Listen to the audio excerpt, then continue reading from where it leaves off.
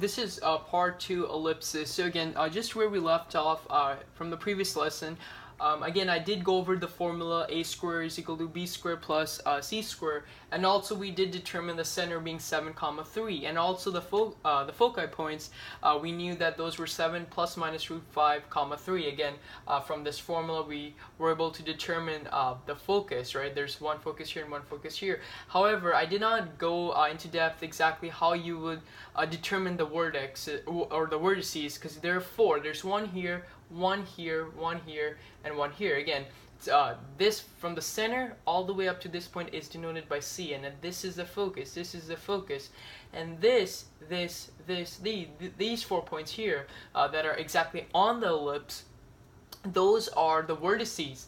And so now comes the part where we really have to understand the nature of a squared and b squared here up in the formula.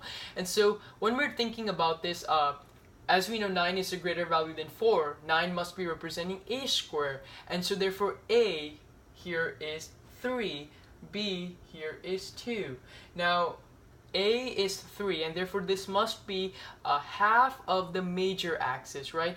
And so we know this is a horizontal ellipse, right? So we know that from the center, we are going 3 units to the right and 3 units to the left to determine these points over here. So if we have 7 comma 3 here, and we know that the overall major axis is 6 units, obviously half of that is 3 units, which we got by doing the square root of 9.